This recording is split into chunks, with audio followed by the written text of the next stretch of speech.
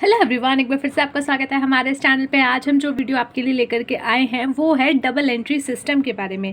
Double entry system क्या होता है, किसे कहा जाता है और साथ ही साथ इसके एडवांटेज क्या है, इसके बारे में आज इस वीडियो में हम डिस्कस करेंगे। तो पूरी वीडियो एंड तक देखिएगा, क्योंकि शॉर्ट नोट में 5 मार्क्स का क्वेश्चन इसका आराम से बन सकता है, जहाँ पे आपसे पूछा जा सकता है डबल एंट्री सिस्टम के बारे में। या फिर अगर आप कोई ऐसा सब्जेक्ट या ऐसा कोई एग्जाम दे रहे हैं जहाँ पे ऑब्जेक्टिव टाइप क्वेश्चंस बनते हैं, तो वहाँ पे भी ये क्वेश्चन बन सकता है। So let's start the video. पर उससे पहले अगर आपने अभी तक हमारे चैनल को सब्सक्राइब नहीं किया है तो चाहिए चैनल को सब्सक्राइब कर लीजिए, साथ में बने हुए छोटे से बेल आइकन को प्रेस कर दीजिएगा, ताकि फ्यूचर में जो भी जितनी भी वीडियोज़ आएंगी उसका नोटिफिकेशन जो है आप तक सबसे पहले पहुँच जाए। So let's start the video. देखिए, जैसे कि डबल एंट्री सिस्टम नाम कहते हैं, तो इसका यानी मतलब क्या है कि एंट्री करना और डबल एंट्री करना। डबल एंट्री यानी कि एक एंट्री को 2 बार करना नहीं होता, यानी कि एंट्री इस प्रकार से करना कि जिसका जो एक तरीके से प्रभाव पड़ने वाला है वो 2 जगह पे पड़े, एक जगह पे नहीं 2 जगह पे। जैसे कि आप सब जानते हैं, अकाउंट्स में डेबिट और क्रेडिट नाम की ये 2 टर्म्स पूरे अकाउंटिंग को संभालते हैं। इसका पूरा जो है एक नींव है ये 2 टर्म्स, डेबिट और क्रेडिट, जो कि आपकी पूरी अकाउंटिंग में यूज होते हैं।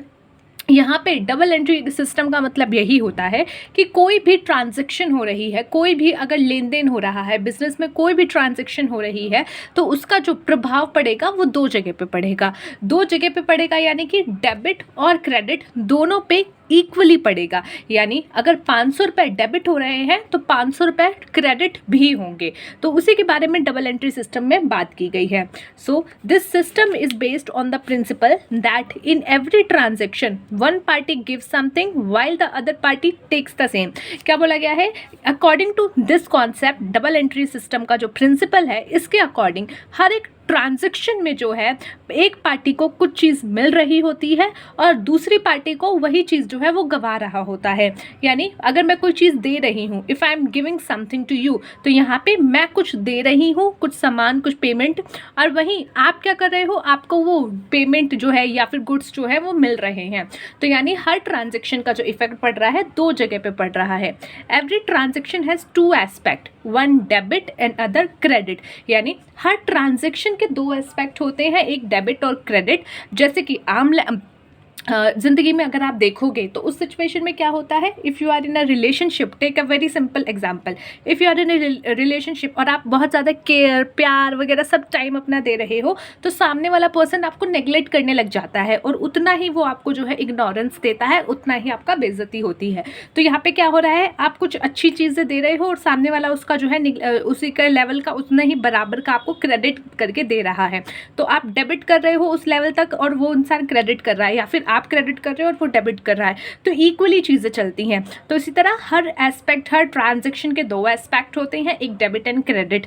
Let's take another example business से related.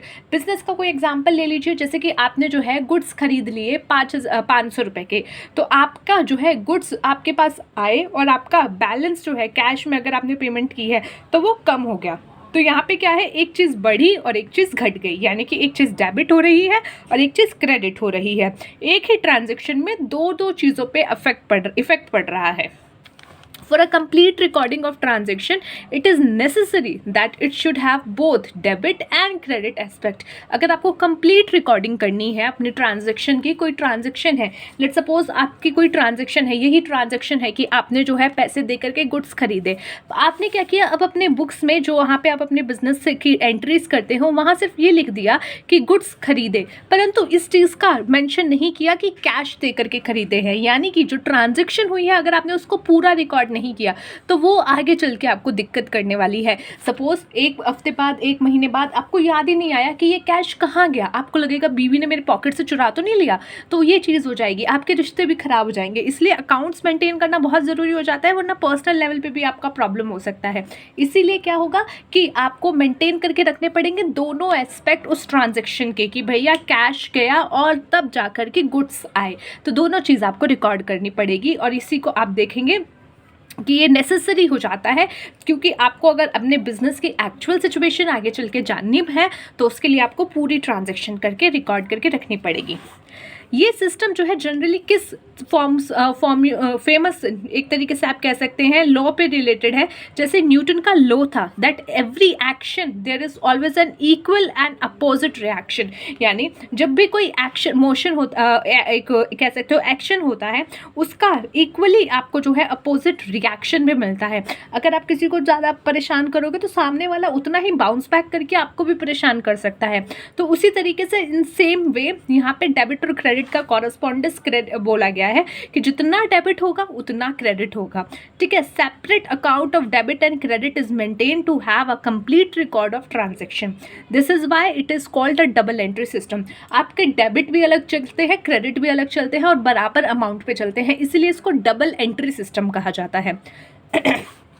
Every business transaction has two-fold effect and that it affects two accounts। ठीक है, तो जो है दो अकाउंट्स आपके नॉर्मली यहाँ पे अफेक्ट हो जाते हैं इन अपोजिट डायरेक्शन। दोनों के अपोजिट डायरेक्शन में एक बढ़ रहा होगा एक घट रहा होगा।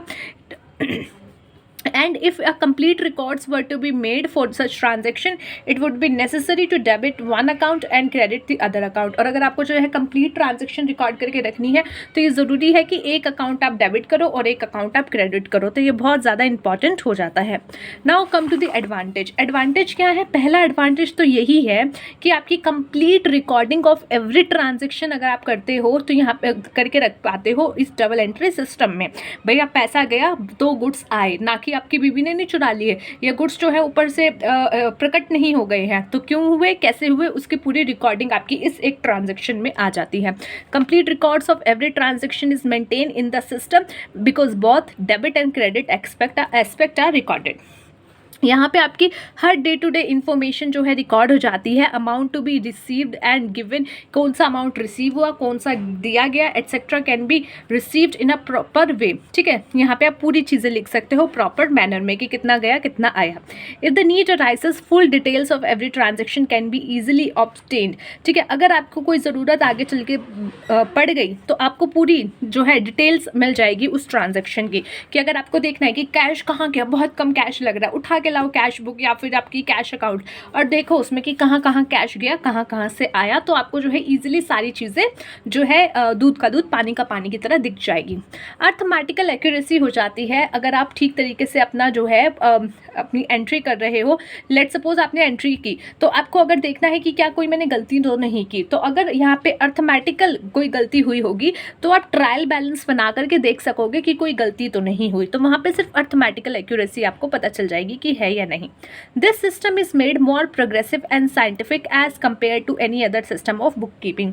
अगर दूसरे कोई सिस्टम अगर आप उठा लो, सिंगल एंट्री बुक सिस्टम या कोई और सिस्टम, तो उसके अकॉर्डिंग जो है ये एंट्री डबल एंट्री सिस्टम आपका मच बेटर है, मोर प्रोग्रेसिव है एंड साइंटिफिक है अगर आप बाकियों से कंपेयर करो तो।